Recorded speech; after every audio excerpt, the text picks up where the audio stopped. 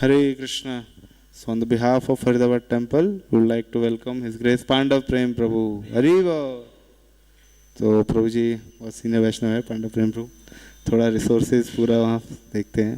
So we are very greatly fortunate कि हमारा सौभाग्य प्रभु जी से श्रवण करने का अवसर मिलेगा. हरे कृष्ण.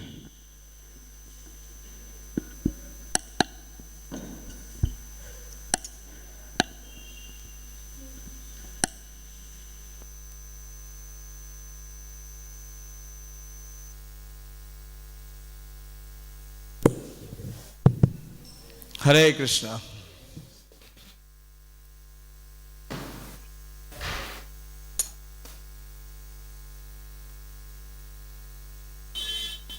कार्तिक का शुभ मास चल रहा है और श्रवण की बहुत महिमा है. और आज का जो श्लोक है वो भी कार्तिक मास में श्रवण की महिमा से रिलेटेड ही है. पहले एक छोटा भजन गाएंगे, जय राधा माधव. और आज श्री वीरभद्र गोसाई का आविर्भाव दिवस भी है, तो उनके जीवन से भी कुछ जानने का प्रयास करेंगे. श्री श्री राधा गोविंद विजू की जय. श्री श्री सीताराम लक्ष्मण हनुमान की जय. श्री श्री यशोदा दामोदर जी की जय. श्री श्री पंचतत्व की जय. श्रील प्रभुपाद की जय. जय राधा माधव कुंज बिहारी गोपी जन वल्लभ गिरवर धारी. जय राधा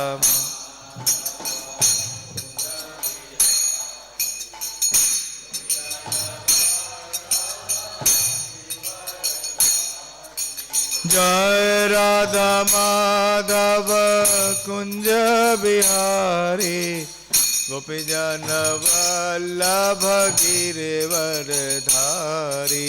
जय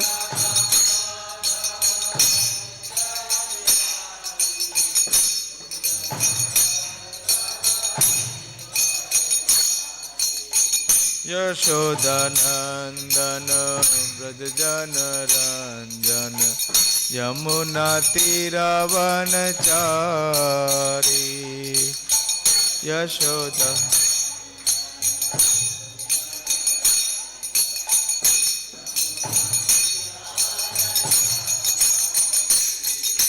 जय राधा माधव कुंज बिहारी गोपी जन वल्लभ गिरवर धारी.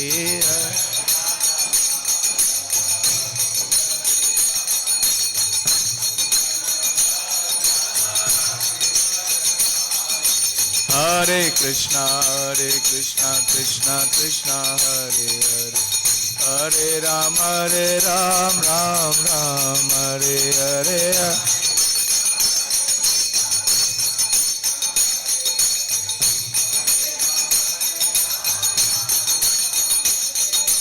हरे कृष्णा कृष्णा कृष्णा हरे हरे हरे राम राम राम हरे हरे हरे.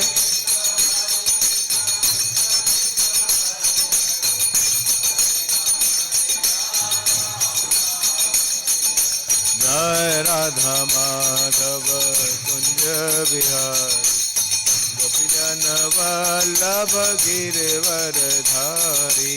जय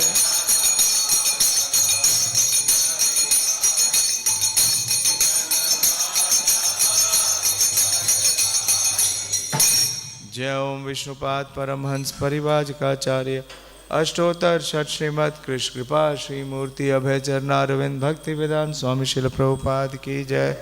जय ओम विष्णुपाद परमहंस परिवाजकाचार्य अष्टोत्तर षट श्रीमद श्री भक्ति सिद्धांत ठाकुर गोस्वामी महाराज प्रभुपाद की जय. अनंत कोटि वैष्णव वृंद की जय. नामाचार्य शिल हरिदास ठाकुर की जय. प्रेम से कहो श्री कृष्ण चैतन्य प्रभु नित्यानंद श्री अद्वैत गदाधर शिवासादि गौर भक्त वृंद की जय. श्रीमद् भागवतम की जय. श्री वीरभद्र गोसाई आविर्भाव तिथि महामहोत्सव की जय. Nitai Gaur Premanandi. All glories to the assembled devotees. All glories to the assembled devotees. All glories to Sri Guru and Gauranga. Hare Krishna. तो आज श्रीमद् भागवतम चौथा स्कंद 22वां अध्याय का शीर्षक है चारों कुमारों से महाराज पृथु की भेंट और श्लोक संख्या है 19। ओम नमो भगवते वासुदेवाय।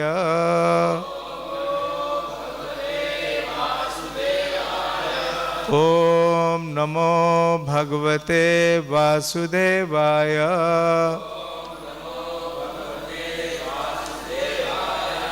ओम नमो भगवते वासुदेवाय।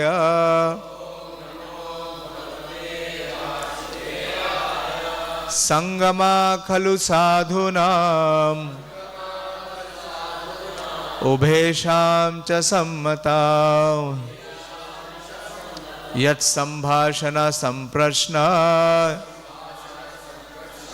सर्वेषां वितनोति साम्। संगमा खलु साधूनां उभयेषां च सम्मता यत् संभाषण संप्रश्न सर्वेषां वितनोति साम्।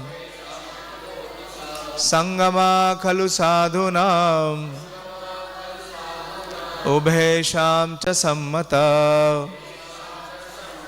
यत् संभाषण संप्रश्न सर्वेषां वितनोति साम्।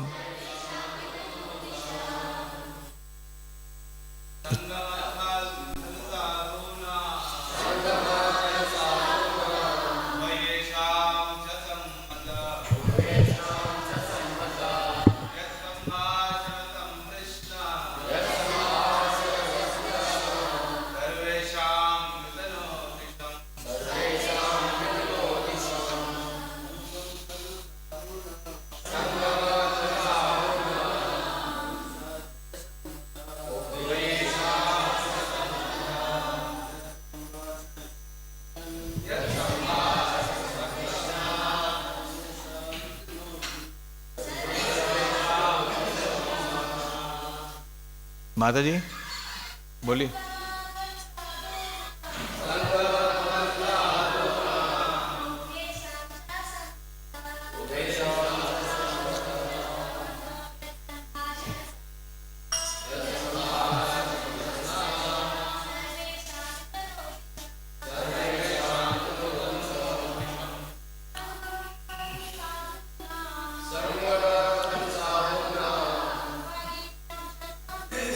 उभयेषां च सम्मता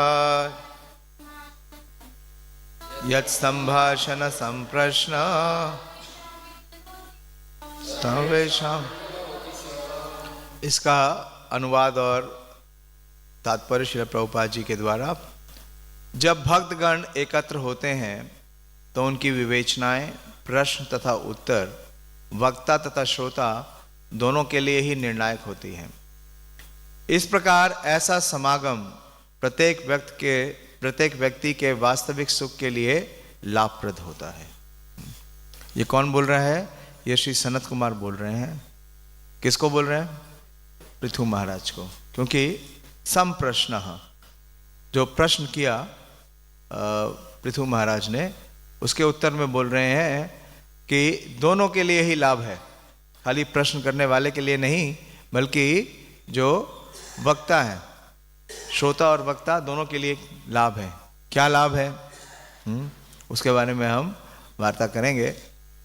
प्रभुपाद जी तात्पर्य में लिखते हैं कि भक्तों के वार्तालाप को सुनना ही पूर्ण पुरुषोत्तम भगवान के सशक्त संदेश को प्राप्त करने का एकमात्र साधन है। दोबारा बोल रहा हूं, भक्तों के वार्तालाप को सुनना ही पूर्ण पुरुषोत्तम भगवान के सशक्त संदेश को प्राप्त करने का एकमात्र साधन है। उदाहरणार्थ श्रीमद् भगवद गीता दीर्घ काल से सारे संसार में, विशेष रूप से पश्चिमी जगत में विख्यात है, किंतु भक्तों द्वारा विषय की विवेचना न होने के कारण इसका कोई प्रभाव नहीं हुआ। कृष्ण भावनामृत आंदोलन की स्थापना के पूर्व पाश्चात्य जगत में का एक भी व्यक्ति कृष्ण भावना भावित नहीं हुआ, किंतु जब उसी श्रीमद् भगवद गीता को यथारूप में परंपरा के माध्यम से प्रस्तुत किया गया तो इसका प्रभाव आध्यात्मिक अनुभूति के रूप में तुरंत प्रकट हुआ।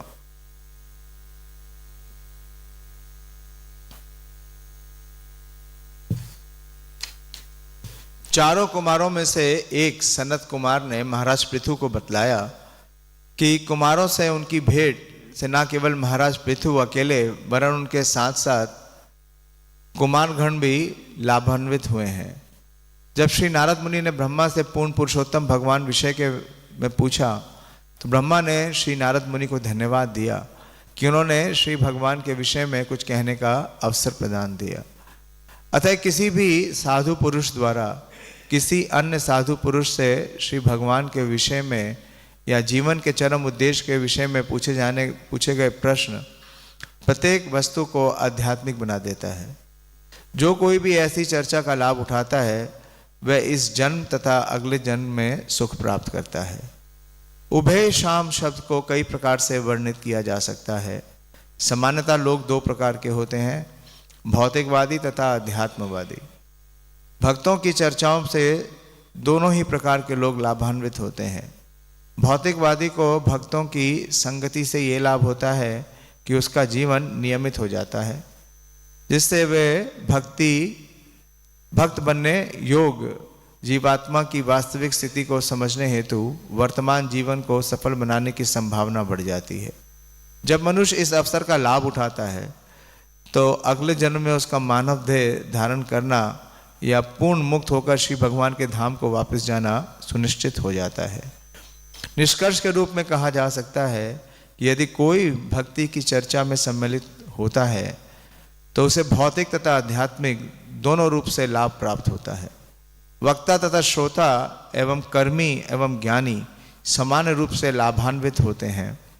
भक्तों के बीच आध्यात्मिक विषय के संबंधित चर्चाएं सबके लिए बिना किसी अपवाद के लाभप्रद हैं।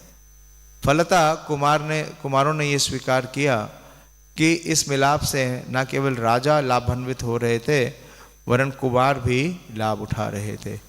ओम अज्ञानतिमिरन्धस्य ज्ञानाञ्जनशलाकया चक्षुरुन्मीलितं येन तस्मै श्रीगुरुवे नमः।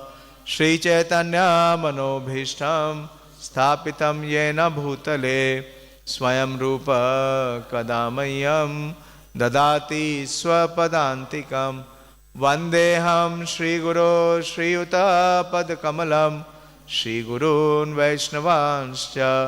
श्रीरूपं साग्रजातं सहगण रघुनाथान्वितं तं सजीवं साद्वैतं सावधूतं परिजनसहितं कृष्णचैतन्यदेवं श्रीराधा कृष्णपादान् सहगण ललिता श्रीविशाखान्वितंश्च। हे कृष्ण करुणा सिंधु दीनबंधु जगत्पते गोपेश गोपिका कांत राधा कांत नमोस्तुते। ताप्त कांचन गौरांगी राधे वृंदावनेश्वरी वृषभानुसुते देवी प्रणमामि हरिप्रिये। वाञ्छाकल्पतरुभ्यश्च कृपा सिन्धुभ्येव च पतितानां पावनेभ्यो वैष्णवेभ्यो नमो नमः। जय श्री कृष्ण चैतन्य प्रभु नित्यानंद श्री अद्वैत गदाधर श्रीवासादि गौर भक्त वृंद। हरे कृष्णा कृष्णा कृष्णा हरे हरे, हरे राम राम राम हरे हरे।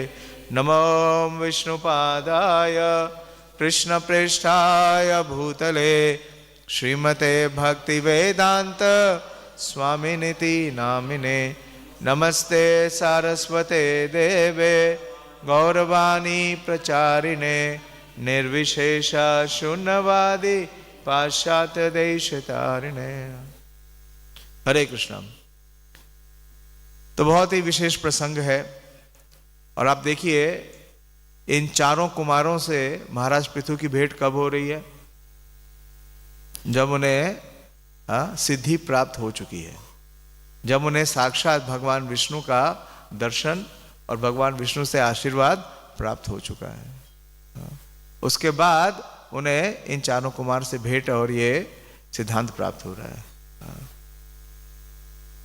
ब्रह्मांड भ्रमिते कौन भाग्यवान जिन गुरु कृष्ण प्रसादे पाए भक्ति लता बीज।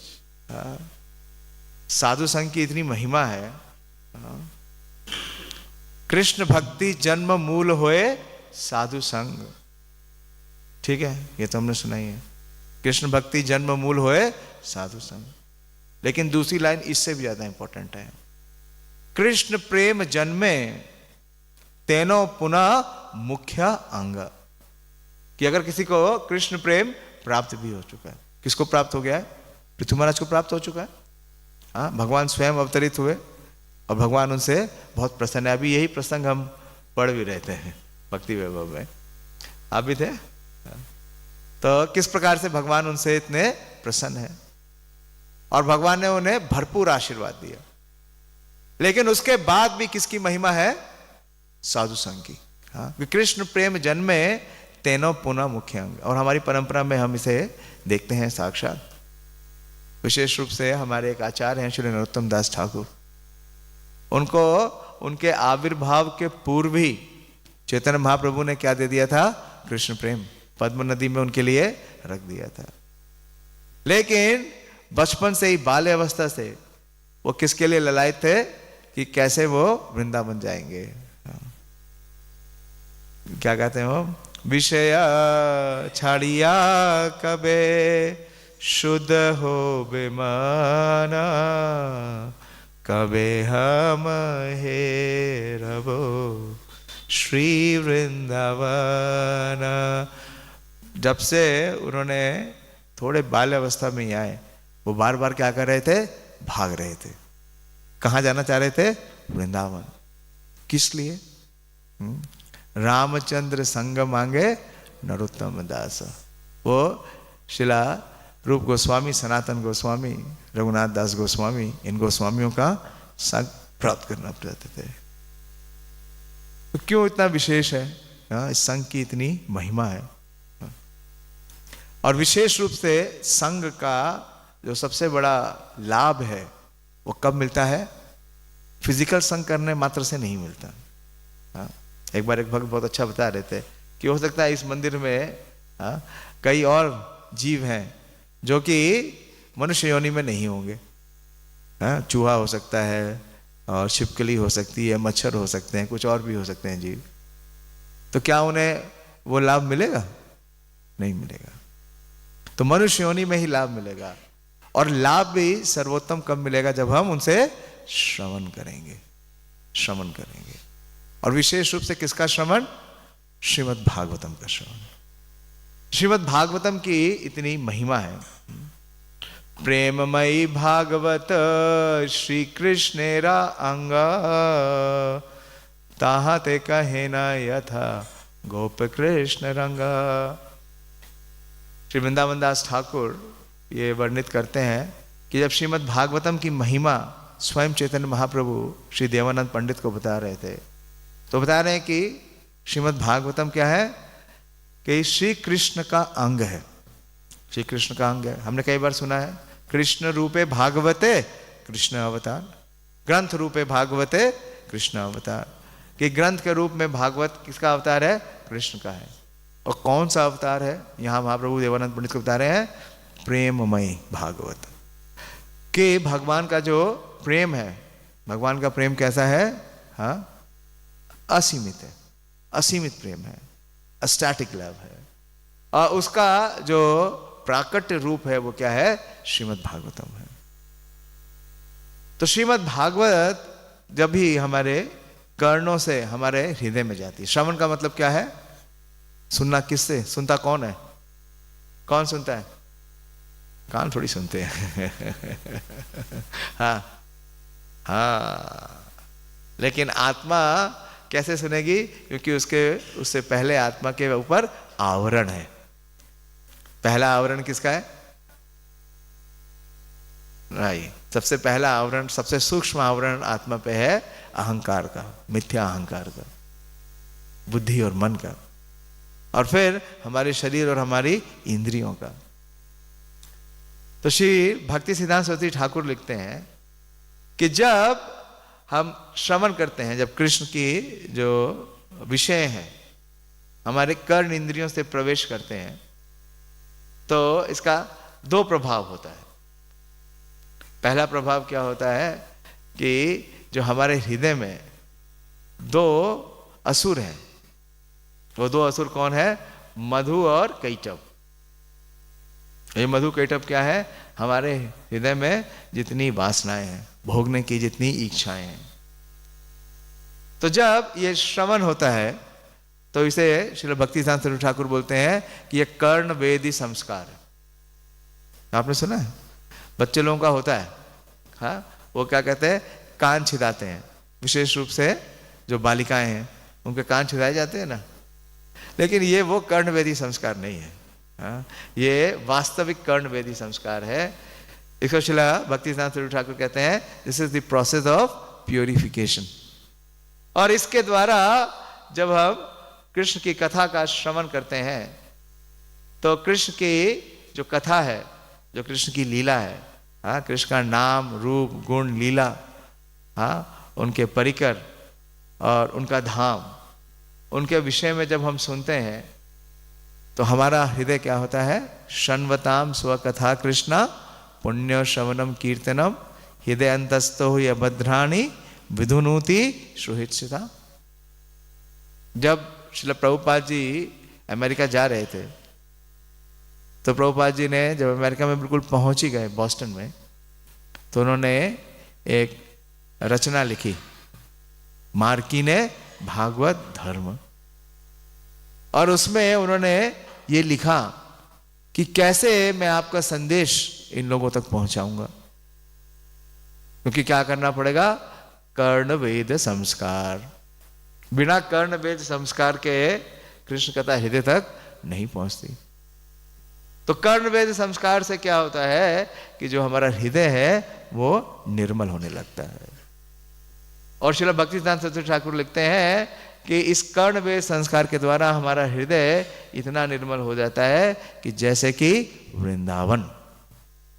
और वृंदावन वो स्थान है जहां कृष्ण क्या करते हैं? सदा निवास करते हैं। वृंदावन परित्यज्य पादेकम न गच्छति। तो बहुत महिमा है, कार्तिक का महीना चल रहा है, तो कार्तिक की महिमा में जो हरि भक्ति विलास में श्रीला सनातन गोस्वामी ने पद्म पुराण और स्कंद पुराण से इसे बहुत ही विस्तार से उदित किया है। उसमें से जो श्रीमद् भागवतम की महिमा है वो मैं आपके सामने प्रस्तुत करता हूं। हाँ, तो कार्तिक महात्म्य में पद्म पुराण में नारद मुनि और सौनक आदि ऋषियों का वार्तालाप है। वो भागवत ही है। कौन है भागवत देने वाले? कौन है? भागवत किसने दी? व्यासदेव को किसने दी भागवत? नारद मुनि ने। नारद मुनि, हाँ, he is the founding Acharya of Shrimad Bhagavatam. तो श्रीमद् नारद मुनि पद्म पुराण में वो बतलाते हैं कि कार्तिक करने के बहुत सारे व्रत हैं। हाँ, कार्तिक की जो 5 मुख्य चीजें हैं उसमें एक सबसे मुख्य बात क्या है? व्रत। जब चैतन्य महाप्रभु ये बतलाते हैं महिमा कार्तिक की श्रील सनातन गोस्वामी को, तो बोलते हैं सर्वथा शरणापति कार्तिक आदि व्रत चतुष्षष्टि अंग परम महत्व। तो 64 भक्ति के अंग में जो 34वां अंग है वो है भगवान श्री कृष्ण का शरणागत होना, सर्वथा शरणापति।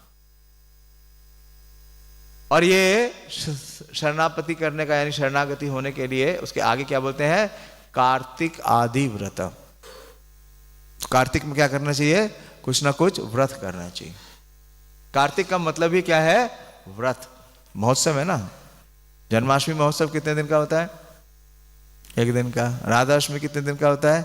1 दिन का। कोई भी उत्सव होता है, एकादशी कितने दिन का होता है? 1 दिन का। लेकिन कार्तिक एक ऐसा उत्सव है, ऐसा महोत्सव है जो एक माह का होता है। और इस एक माह में करना क्या है? कार्तिक आदि व्रत, कुछ व्रत करना है। क्योंकि पद्म पुराण में आता है कि वास्तव में अगर कोई व्रत नियम नहीं करता है कार्तिक में तो वो वैष्णव नहीं है। और यहां तक वर्णन आता है कि वो नरकगामी बनेगा, नरक में जाएगा। तो बहुत से लोग बहुत सा व्रत करते हैं, बहुत सा नियम करते हैं। हाँ, वैसे चातुर्मास किसके लिए है? व्रत तपस्या करने के लिए। और चातुर्मास का भी जो अंतिम मास है वो कौन सा है? कार्तिक मास। तो उसमें तपस्या क्या करना है? और बढ़ा देना है। तो जितनी अनेक तपस्याएं हैं उन सभी तपस्याओं के बारे में श्री नारद मुनि बोल रहे हैं। श्रेयस लोभ बुद्ध्याव या करोति हरि कथम कार्तिका मुनि शार्दुला कुलानाम तारयेत सताम। तो श्रेयस समझते हैं ना? श्रेयस का मतलब क्या है? हाँ, अल्टीमेट बेनिफिट। तो बोलते हैं कि जितने भी प्रकार से लोग प्रयास कर रहे हैं, श्रेयस लोभ बुद्ध्यव, ये अपनी बुद्धि लगा करके श्रेयस लाभ लेने का जो प्रयास कर रहे हैं, उसमें सबसे श्रेष्ठ क्या है? यह करोति हरि कथम, कि जो हरि कथा का श्रवण कर रहा है। तो बोल रहे हैं कार्तिका मुनि शार्दुला। किसको बोल रहे हैं?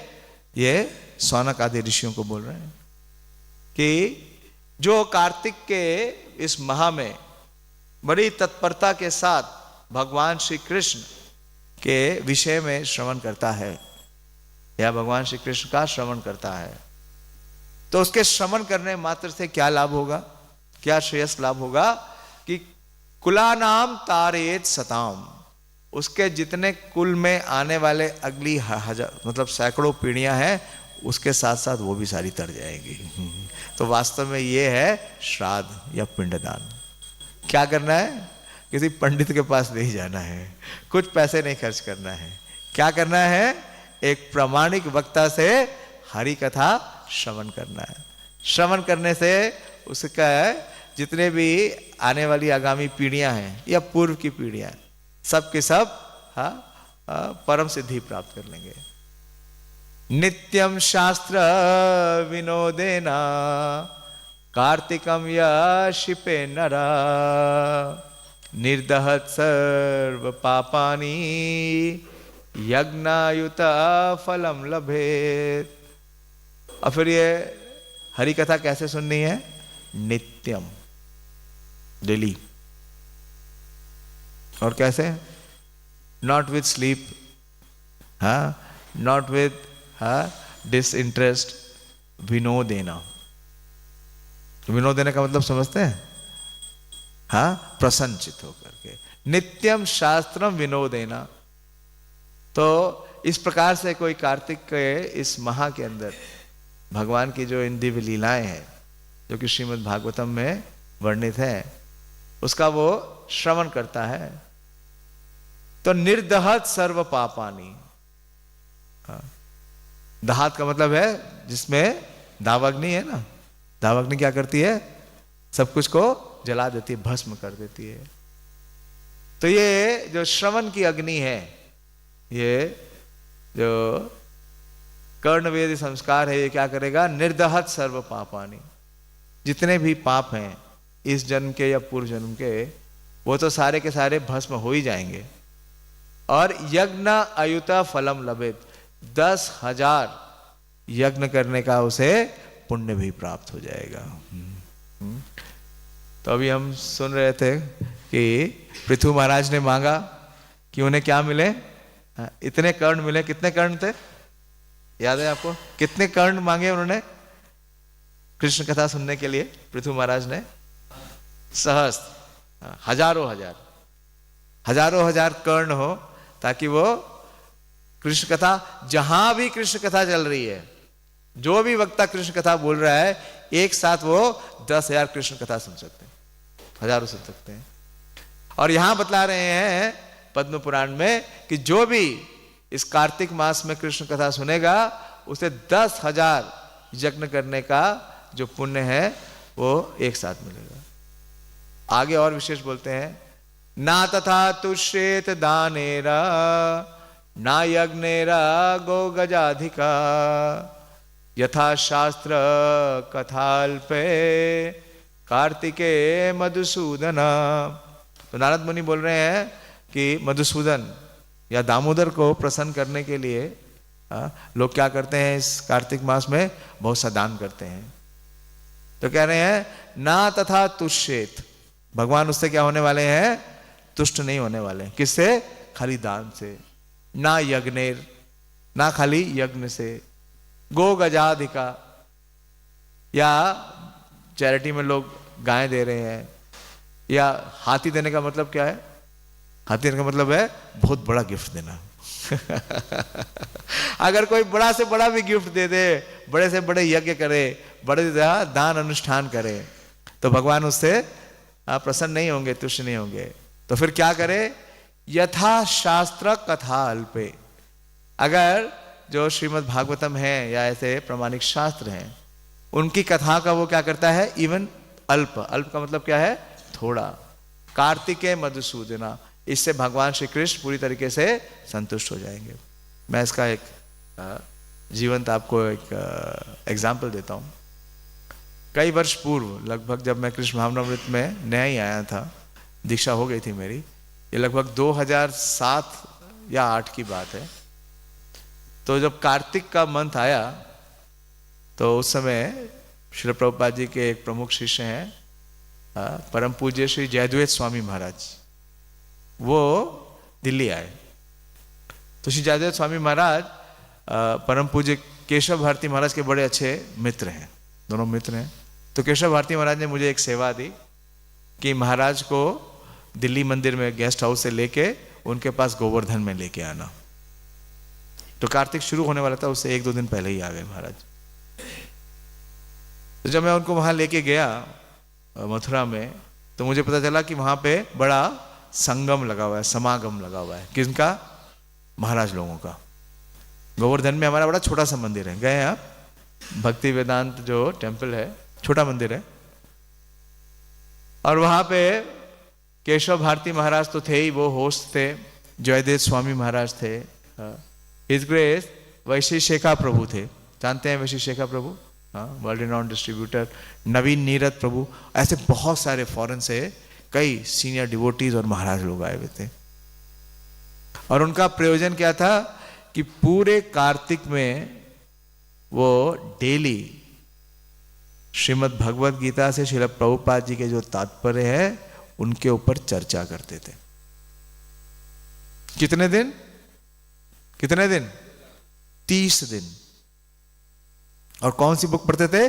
श्रीमद् भगवत गीता के तात्पर्य। प्रभुपाद जी लिख रहे हैं आज के इस तात्पर्य में ना, कि भगवत गीता दीर्घकाल से सारे संसार में, पश्चिमी जगत में विख्यात है, किंतु भक्तों द्वारा विषय की विवेचना ना होने के कारण उसका कोई प्रभाव नहीं हुआ। प्रभुपाद जी एक लेक्चर में बोलते हैं, प्रभुपाद जी 4थे अध्याय पे लेक्चर दे रहे थे लंदन में। भगवान ने बोला ना, एवं परंपरा प्राप्तम इमम राज ऋषियो विदो सा कालेन महता योग नष्ट परंतप। तो प्रभुपाद जी प्रश्न करते हैं कि योग नष्ट क्यों हो गया भाई, योग नष्ट क्यों हो गया? क्योंकि भगवान तो हर समय, भगवान तो कभी ऐसा है नहीं कि नहीं थे, तो फिर योग का नष्ट क्यों हो गया? क्या भगवान ने जब बताया पूरा गीता का इतिहास कि कब दी उन्होंने, सूर्य के राजा विवस्वान को दी, और विवस्वान से मनु और इक्ष्वाकु इन सब से आई, और बड़े लंबे समय से सा कालेना महता योग नष्ट परंतप। तो क्या गीता लुप्त हो गई? गीता के जो 700 श्लोक हैं वो तो हर गीता में सेम ही है ना, किसी गीता में कोई फर्क है? एक बिंदी का भी फर्क नहीं है। जो संस्कृत के 700 श्लोक हैं, गीता का कोई भी संस्कृत वो एडिशन उठा लीजिए, सब में बिल्कुल सेम है, समान है, कोई फर्क है ही नहीं, किसी की भी गीता। और प्रभुपाद जी ने ये भी बोला, प्रभुपाद जी ने जब प्रचार करना शुरू किया तो भगवत गीता यथारूप नहीं थी। वो किसकी गीता से बोलते थे? किनकी गीता से बोलते थे? हाँ नहीं, डॉक्टर राधा कृष्ण की गीता से। और डॉक्टर सर्वपल्ली राधाकृष्ण को प्रभुपाद जी क्या बोलते हैं कि वो नंबर 1 के क्या है, मायावादी। अब प्रभुपाद जी क्या मायावादी की भगवत गीता बोलेंगे क्या? क्योंकि प्रभुपाद जी ने लिखा, प्रभुपाद जी ने कहा कि 90% जो अनुवाद है वो भी सही है। श्लोक तो 100% सेम है, कोई चेंज नहीं है। अनुवाद भी क्या है, 90% सही है। तो फर्क क्या है? तात्पर्य में। प्रभुपाद जी ने कहा क्या खो गया था, क्या नष्ट हो गया था? तात्पर्य। इसलिए जब आप देखिए भगवत गीता को आप खोलेंगे तो उसमें सबसे पहले है आमुख।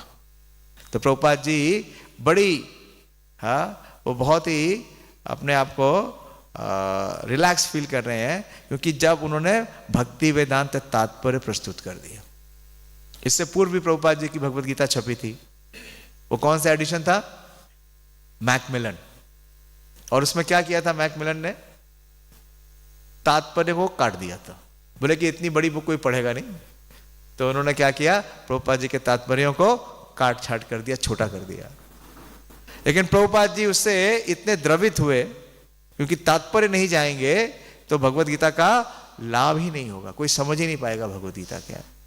इसलिए आप जाते हैं ना, कुछ और भी पब्लिशर्स हैं, वो भगवत गीता बहुत बेचते हैं, लेकिन उनकी भगवत गीता में क्या होता है, खाली श्लोक और उसका अनुवाद, तात्पर्य नहीं होता है। हाँ, शब्दार्थ भी नहीं होता है। श्री श्री राधा गोविंद देव जी की जय, श्री श्री सीताराम लक्ष्मण हनुमान की जय, श्री श्री पंचतत्व की जय, श्री गुरु परंपरा की जय। तो प्रभुपाद जी ने यही बोला उस व्याख्यान में कि क्या खो गया था? परपोट खो गया था, परपोट। और प्रभुपाद जी ने वही, इसीलिए प्रभुपाद जी ने कहा भगवत गीता यथा रूप, as it is. As it is का मतलब क्या है? जैसा भगवान श्री कृष्ण ने कहा और जिस प्रकार से अर्जुन ने उसे स्वीकार किया। तो वास्तव में जब तक इसके ऊपर चर्चा नहीं होगी, जब तक संतों में, साधुओं में इस शास्त्र के ऊपर चर्चा नहीं होगी, भगवान ने कहा भगवत गीता कैसे समझनी है, कौन सा श्लोक है, भगवान ने स्वयं बताया भगवत गीता कैसे समझनी है। नहीं नहीं, वो तो है, इसलिए बोला अर्जुन को, इसलिए अर्जुन को बोला ना, वो तो है, उसके बिना तो नहीं संभव है। 10वें अध्याय में 4 चतुर्श्लोकी में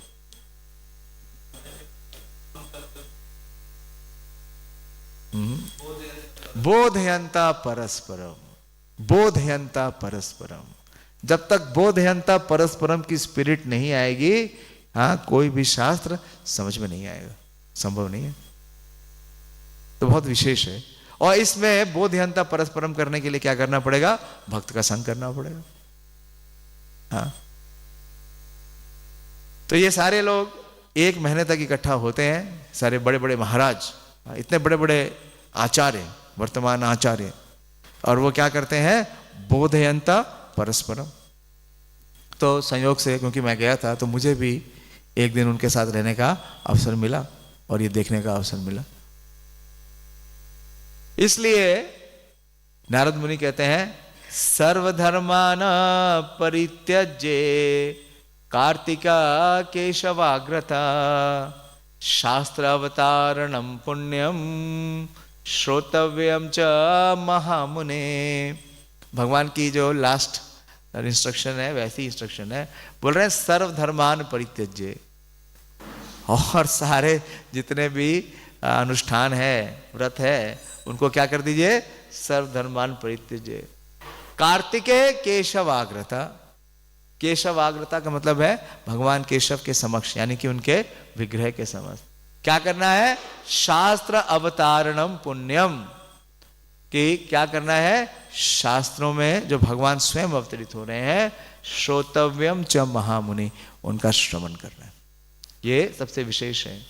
तो ये बहुत विशेष है, और विशेष रूप से श्रीमद् भागवतम का श्रवण ये इतना विशेष है कि अगर हम श्रीमद् भागवतम का श्रवण करते हैं तो हमें सबसे ज़्यादा लाभ इस कार्तिक में प्राप्त हो सकता है।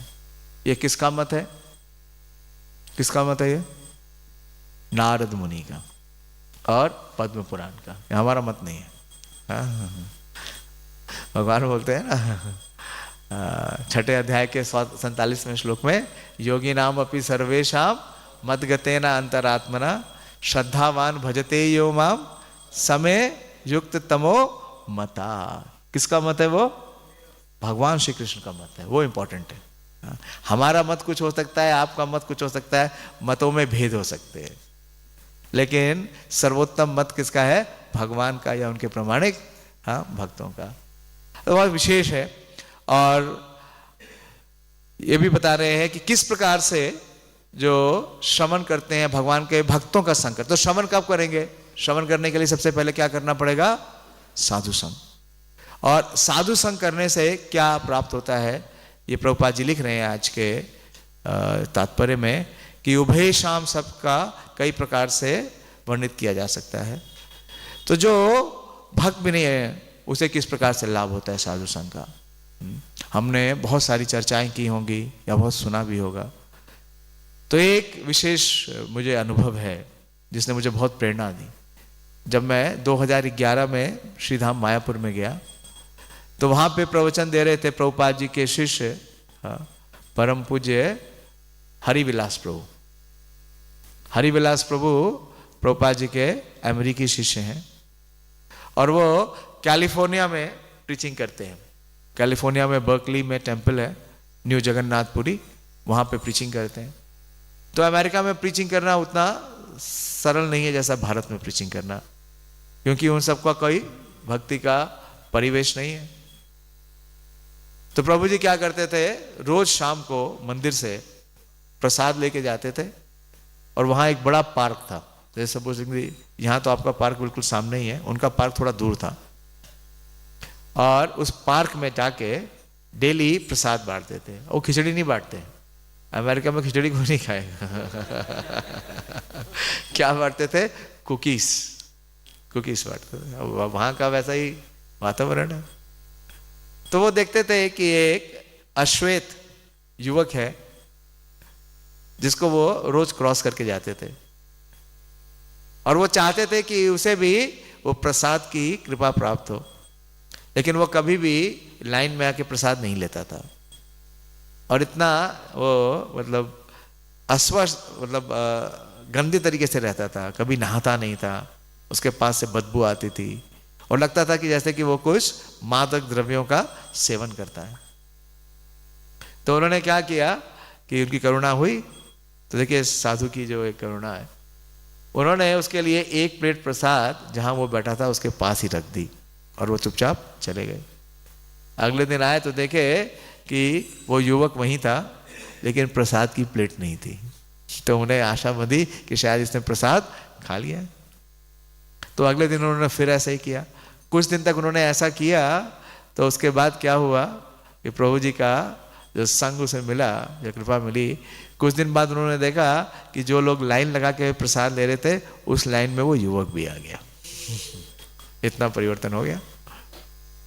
तो वो लाइन में आता और प्रसाद बाकियों के साथ ले लेता और वो ठीक से बोल भी नहीं पाता था, क्योंकि ड्रग वगैरह लेता था, इतना गंदी तरीके से रहता था, नहाता धोता नहीं था। प्रभु जी बता रहे थे कि वो पार्क में एक से एक बढ़कर एक पागल लोग रहते थे, क्रेजी लोग। बोलते वो वहीं वो खाते भी थे और वहीं वो शौच भी करते थे, इतना गंदे तरीके से रहते थे। जैसे क्या है हिप्पी, हिप्पियों में भी सबसे निम्नतम। तो बोले कुछ दिन के बाद उसमें इतना परिवर्तन हुआ कि एक दिन वो मुझसे पूछता है, हकलाता था कि क्या मैं तुम्हारी मदद करूं? क्या? क्योंकि वो देखता था कि ये बुजुर्ग आदमी अकेले इतना बड़ा कंटेनर लेके आते हैं, पहले उसके बाद सबको बांटते हैं और फिर लेके अपनी गाड़ी तक जाते हैं। तो उसने कहा इशारे से कि मैं आपका ये जो बर्तन है ये उठा लेता हूं और आपको गाड़ी तक ले जाने में मदद कर देता हूं। तो पहले तो वो झिझक रहे थे, बोले कि इतना गंदा है कभी नहाया नहीं, इससे मेरा जो कंटेनर है वो भी गंदा हो जाएगा। लेकिन साधु है तो उन्होंने कहा ठीक है ले चलो। तो वो वहां कंटेनर गाड़ी में रख देता है उनके। तो प्रभु जी ने कहा, फिर उसने उन्हें ऐसा करने लगा कई दिन तक। फिर एक दिन उसने इच्छा जाहिर की कि क्या आप मुझे अपने साथ अपने घर ले चलोगे मतलब मंदिर ले चलोगे? तो बोले ले चलूंगा, लेकिन जब आप स्वच्छ हो जाएंगे, इस अवस्था में नहीं जा सकते। हाँ, पहले नहा लो, कपड़े साफ कर लो, हाँ, ये सर जो बाल और दाढ़ी है ये कम कर लो तो ले चलूंगा। तो अगले दिन देखते हैं कि वो नहा धो के और अपने केश वेश बनवा करके आए। तो उनके साथ मंदिर तक जाने लगा अंदर, और लेकिन अंदर नहीं ले जाते थे क्योंकि अभी भी बहुत गंदा था। तो कुछ दिनों के बाद जब वो वहां तक जाता और बर्तन बाहर ही साफ करता, मंदिर में प्रवेश नहीं था, तो बोला कि मुझे अंदर जाना है, मुझे भी देखना है कि तुम्हारे घर में क्या है, कौन है। तो बोले इसके लिए तुम्हें फिर से नहाना पड़ेगा और कपड़े साफ करने। बोले करूंगा, जो बोलोगे करूंगा। तो उस युवक को फिर प्रभु जी अंदर ले गए, हरिविलास प्रभु, और उसको नहलाया और साफ किया। और जब वो मंदिर में आ गया, भक्तों का संग उसे प्राप्त हुआ, तो उनसे बोलता है कि अब मैं वापस नहीं जाना चाहता, मैं यहीं रहूंगा। तो रहने लगा, लेकिन करता कुछ नहीं था, बस प्रभु जी के साथ जाता, प्रसाद बांटता और वापस आता। तो कुछ दिनों के बाद प्रभु जी ने उससे कहा कि मंदिर में रहने के लिए क्या करनी पड़ेगी? कुछ सेवा करनी पड़ेगी। हाँ, प्रभुपाद ने कहा our temple is not for lazy and crazy, कुछ सेवा करनी पड़ेगी। बोले ये हाँ हाँ मुझे यहाँ रहना है, बाहर मत निकालना, तो यहाँ रहने के लिए जो बोलोगे करूंगा। तो क्या सेवा दी उसको? बुक डिस्ट्रीब्यूशन की। एक पहले दो ही सेवा होती थी, बुक डिस्ट्रीब्यूशन एंड हरि नाम संकीर्तन। जाने लगा, भक्तों का संग प्राप्त हो रहा था, उसे परिवर्तन होने लगा, आनंद आने लगा। तो जब कुछ दिनों बुक डिस्ट्रीब्यूशन करने लगा, तो एक दिन आके प्रभु जी से कहता है कि अब मैं इस मंदिर में नहीं रह सकता। तो उसका क्या हो गया भाई, किसी से झगड़ा हो गया क्या?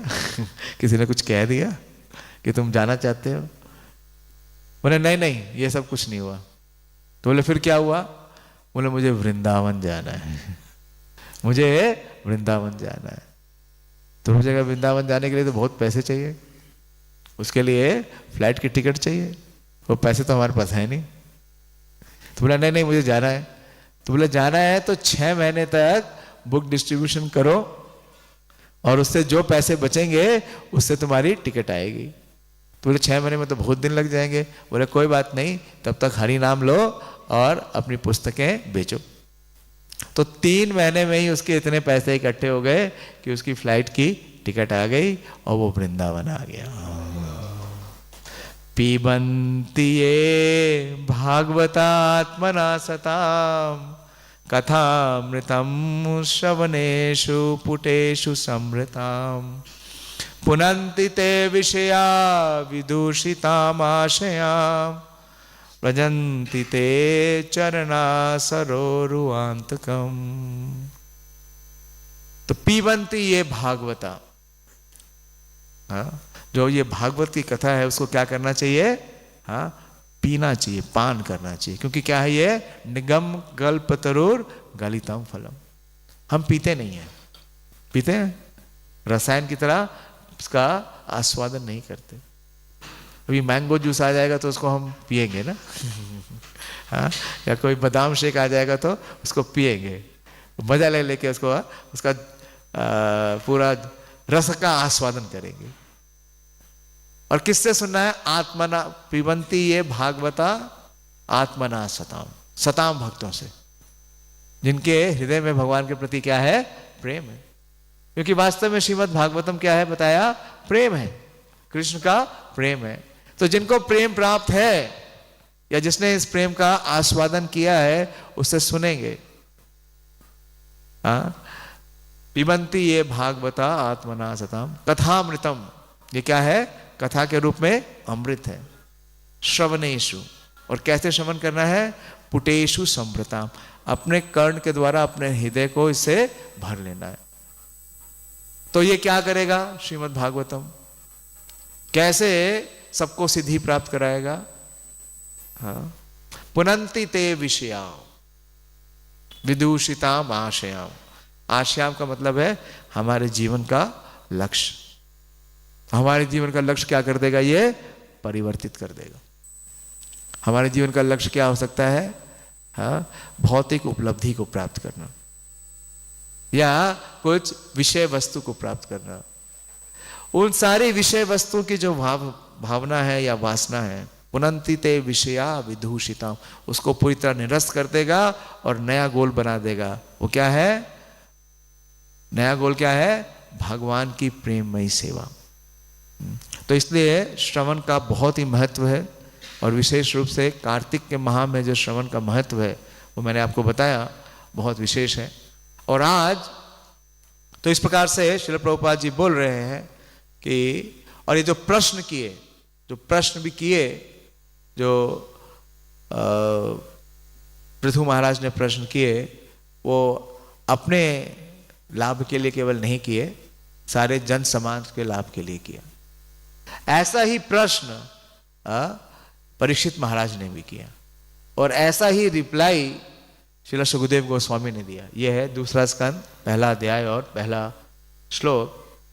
तो क्या प्रश्न किया था परीक्षित महाराज ने कि अथा पृच्छामि संसिद्धिम योगिनां परमं गुह्यं पुरुषस्य इह यत् कार्यं म्रियमाणस्य सर्वथा। जो मृत्यु के मोड़ पे है, तो हम में से कितने लोग मृत्यु से बहुत दूर हैं? कोई कह सकता है कि मृत्यु के मोड़ पे नहीं है? किसी भी क्षण किसी का भी अंतिम समय हो सकता है। तो पूछ रहे हैं यत् श्रोतव्यम, उसको क्या सुनना चाहिए? अथो जप्यम, उसे क्या जपना चाहिए? यत् कर्तव्यम, बताइए कि उसे क्या सुनना चाहिए, क्या जप करना चाहिए, क्या कार्य करना चाहिए। तो जब ये प्रश्न सुना सुखदेव गोस्वामी ने, तो सुखदेव गोस्वामी का पहला रिप्लाई श्रीमद् भागवतम में है, श्री शुका उवाचा वरियानेश ते प्रश्न कृतो लोको हितं नृपा आत्मवत् सम्मता पुंसा श्रोतव्यादिषु या परा। बहुत सिमिलर है। आत्मवत् सम्मताम पुंसा क्या है? सम्मतम का मतलब है सहमति दी है। किन लोगों ने? जो आत्मवित्त हैं, जिन्होंने आत्मा का साक्षात्कार कर लिया है। श्रोतव्य आदिशु यह परा, क्या करना चाहिए? श्रवण करना चाहिए। किसके बारे में? परम पुरुष के बारे में। तो बहुत विशेष है। तो ऐसे प्रश्न और उत्तर से भरा हुआ है श्रीमद् भागवतम। और जैसे मैंने बताया कि आज श्री वीरभद्र गोसाई का आविर्भाव भी है। मेरे पास समय कम है और आज श्री गुरु प्रसाद महाराज की व्यास पूजा भी है। आप लोग को आना है? हाँ, मुझे तो अभी जाना होगा। लेकिन मैं श्री चैतन्य चरितामृत में श्री कृष्णदास कविराज गोस्वामी ने उनका वर्णन किया है नित्यानंद प्रभु के विस्तार के रूप में। जो पंच तत्व हैं वो कौन है? हाँ, एक तत्व का 5 में विस्तार हो रहा है। और सबसे पहले विस्तार कौन इसके रूप में हो रहा है? नित्यानंद प्रभु के रूप में। और नित्यानंद प्रभु का जो विस्तार है, उसका जो पहला पर्सन है वो है श्री वीरभद्र गोसाई। ये कृष्णदास कविराज गोस्वामी लिखते हैं, श्री वीरभद्र गोसाई स्कंद महाशाखा तार उपशाखा यात असंख्य तार लेखा। कि नित्यानंद प्रभु के बाद सबसे बड़ी शाखा वीरभद्र गोसाई है। वीरभद्र गोसाई वास्तव में कौन है? उनके पुत्र के रूप में है। श्री नित्यानंद प्रभु की 2 भार्याएं हैं। जानते हैं 2 भार्याएं कौन है? नित्यानंद प्रभु की भार्याएं कौन है? नहीं आप मत बोलो ना, बोलो तो बोलिए। जानवा माता और दूसरी? जानवा माता के पुत्र नहीं है वीरभद्र गोसाई।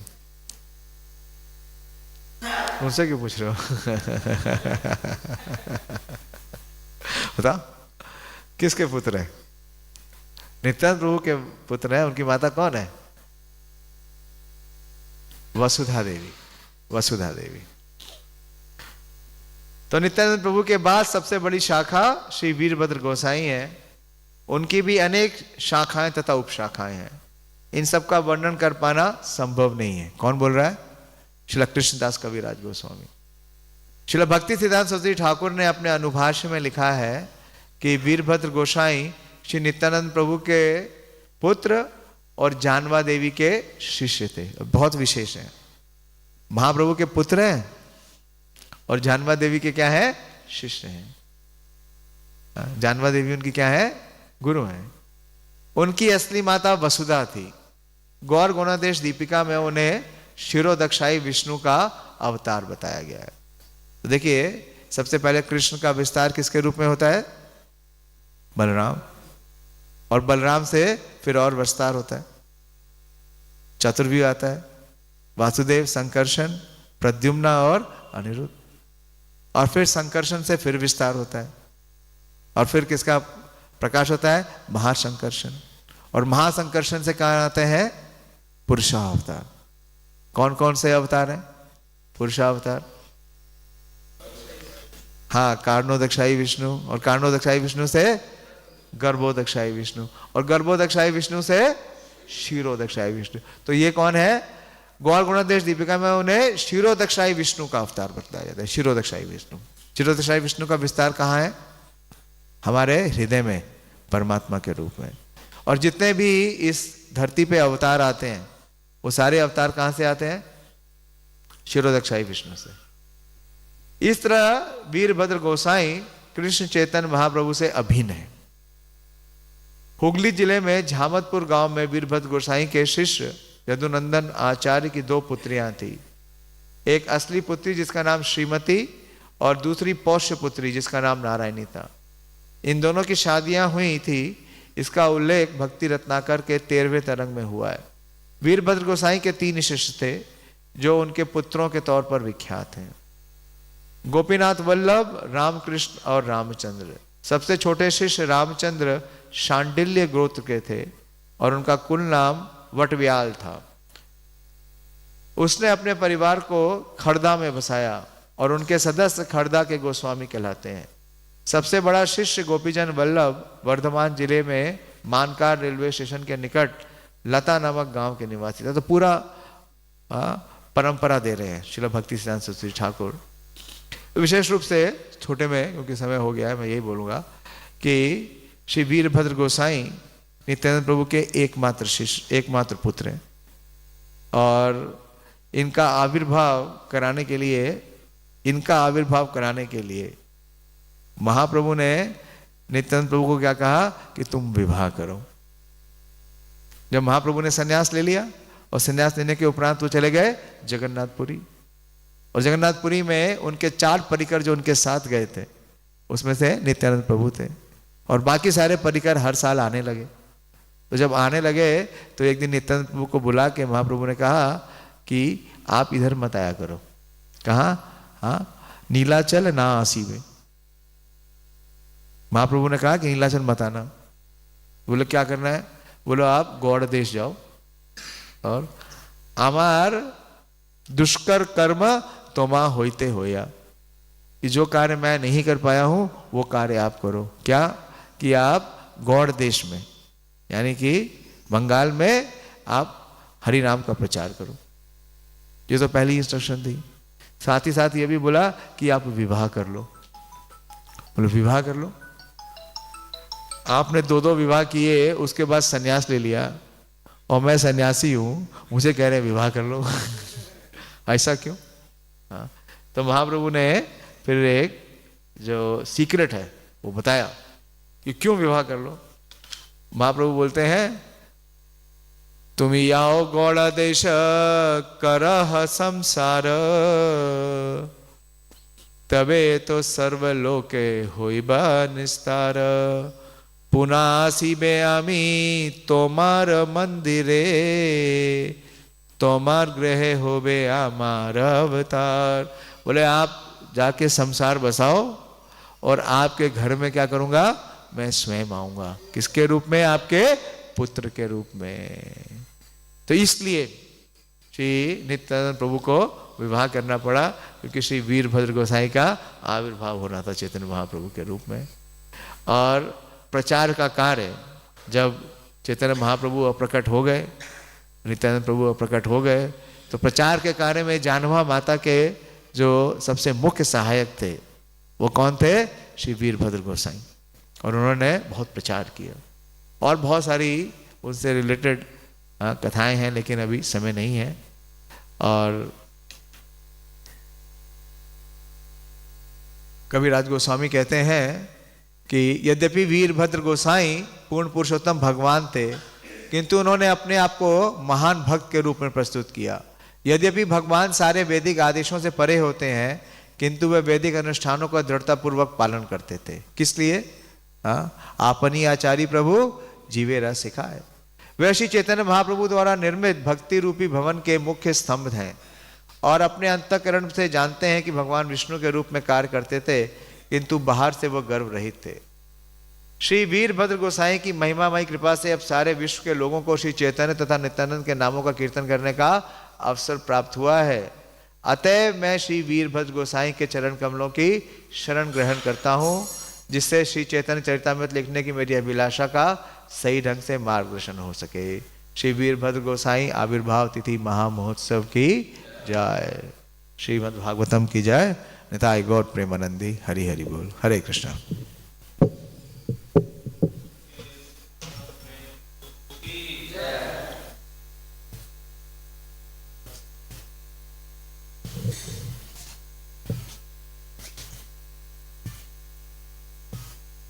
कृष्ण। तो प्रभु जी को हम बहुत धन्यवाद करते हैं। Prabhu ji is known for his perfect presentation of his class. Prabhu ji बहुत पढ़ाई करके और प्रॉपर ऑथेंटिकली प्रेजेंट करते हैं इन चीज़ों को। And Prabhu ji is strictly a Prabhupada man.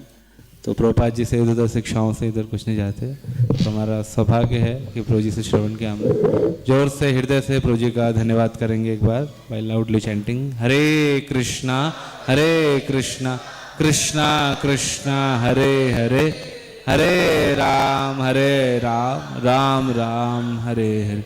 His grace Pandav प्रेम प्रभु की, जगत गुरु श्रील प्रभुपाद की जय।